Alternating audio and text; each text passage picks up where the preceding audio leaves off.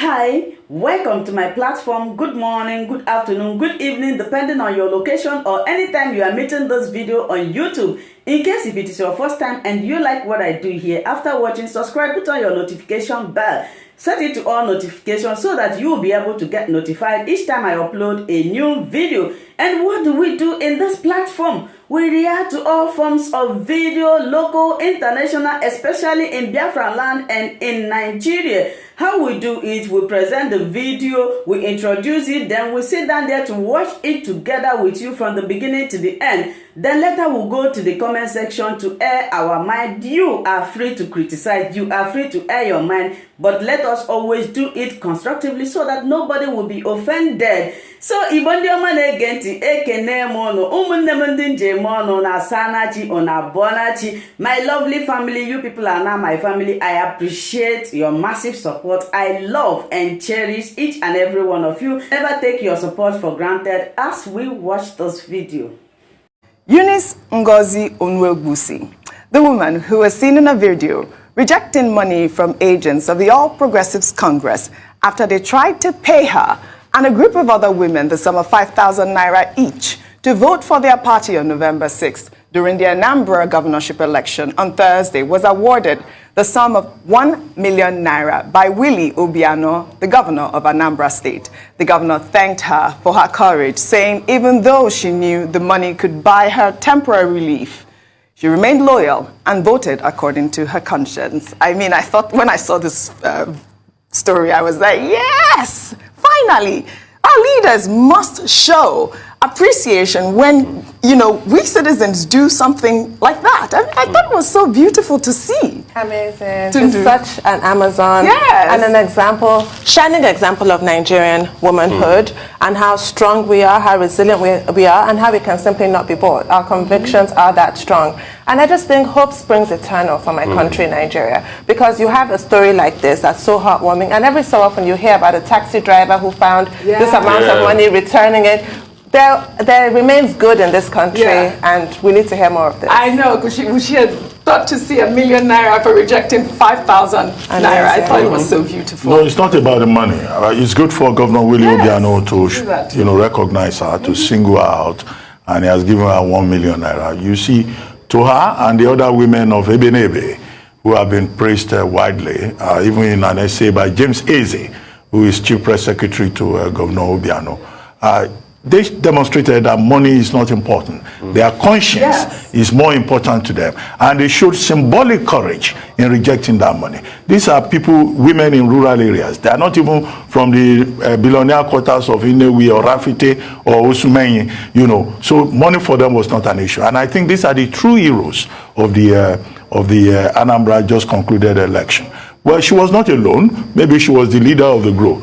I would also like to see other women, you know, who also did what she did, also for them to be recognized, not just by the state government or ABGA, but also by NGOs, by CSOs, and when the national honors list is being compiled, these are the kind of people that would like to see on Nigeria's national honors list. Absolutely. Not persons of dubious character who think that the national honors of Nigeria is a chieftaincy title, which is what that they are, you know, entitled to just because they are occupying a certain position, either as traditional rulers or as permanent secretaries within the corridors of power. We look at the awards in the UK. You could attach something important to each person. It's not about your class, it's about what you have contributed. So when next we see a national honors list of funny characters, you have to see Eunice. We will insist on this Madam Eunice. When was the last honors list? I don't think President Buhari really is very impressed. Well, he still has time to do a national honors list.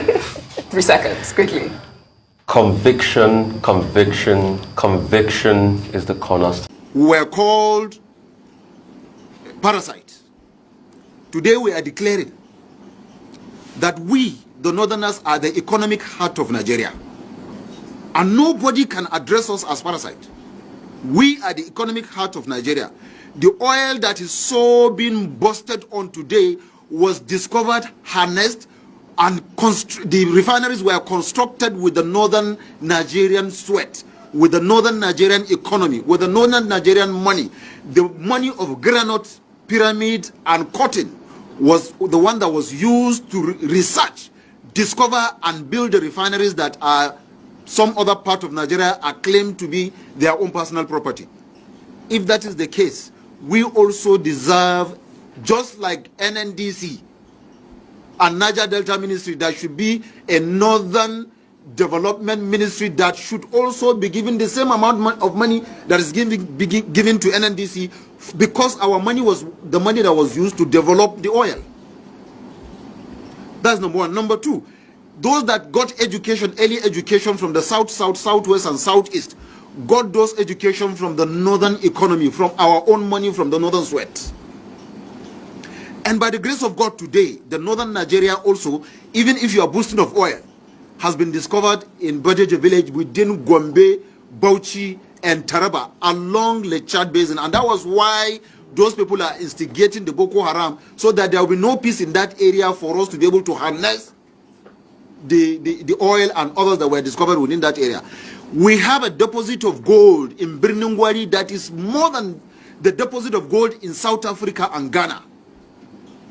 And that was why we are having the banditry also in Birnin Gwari axis, so that we will not be allowed to harness it. Same goes to Zamfara, and that's why we're having the banditry within that axis. So we are saying enough is enough. If we will continue to coexist as in Nigeria as Nigerians, the Northerners are ready to do that. That was why we have been accommodating. Today, the number of our people that are being killed and the property being destroyed in the south, southwest, and southeast, in Kano and Kaduna alone, the number of Igbos and Yorubas that are resident in Kano and Kaduna alone are far greater than the number of Northerners that reside in the entire south, southwest, and southeast. Also, the billions of investment of Yorubas and Igbos that is in Kaduna and Kano alone is far greater than the investment of the entire Northerners in the south, southwest, and southeast. If you remove Bua and Dangote, those are international businessmen. So, if you think you will continue to destroy the life and properties of our people resident in your area, what if we decide to retaliate what you are doing? Who is going to be the loser? How much of investment do we have in the East? All our people that are in the East are either tomato sellers, wheelbarrow pushers, Okada riders, suya makers, shoe shiner, fingernail cutter. Those are the Northerners mostly resident in the south, southwest, and southeast. But if you go to Kaduna and Kano and other parts of northern Nigeria, an Igbo man owns a personal house with CFO.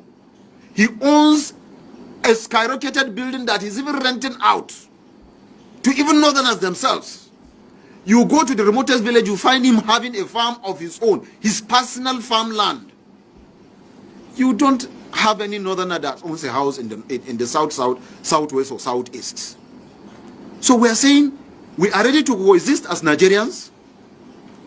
But if you think you don't want it that way, then the North is ready to be separated from the South. In fact, we have more than enough to take care of ourselves and to make Northern Nigeria greater. And while you are calling for Oduduwa Republic and calling for Biafra, we in the North will remain as Nigerians. Northern Nigeria will remain as Nigeria, because we are true Nigerians. So with this, we are passing this message to the federal government, to the eastern and western state governors, that every Northerner that has been killed, every property of any Northerner that has been destroyed, we are saying that the government of those states, that those incidents happen, must pay our people. You must pay compensation. We will no longer tolerate the killing of our people. We will no longer tolerate the destruction of properties of our people anymore. If not, we have done it in the past, we will do it again. We don't want to do it. So we are passing a word of warning. They said a word is enough for the wise. I repeat, compensation must be paid for every penny, for every dime that has been lost by a northerner, be him a Fulani man, be him a Hausa man, be him a TV man, be him an Arago man, or any other tribe that's in the north, that any of his property or life has been destroyed, the state governors will be responsible and they must pay us. If they don't, they should not blame us for whatever action we will take. We are passing a word of warning and we are giving a 30 days ultimatum. From today, we are giving those state governors 30 days within which we are expecting them to act. Thank you so much for watching this video together with me. Like I said before, if it is your first time of coming across my YouTube channel and you like what I do, please subscribe, put on your notification bell, share this video, leave your comment in the comment section. You are free to criticize, but let us do it always constructively. Remain blessed. I appreciate your massive support and I love and cherish each and every one of you. Until I meet you again in my next video, for now we say bye-bye.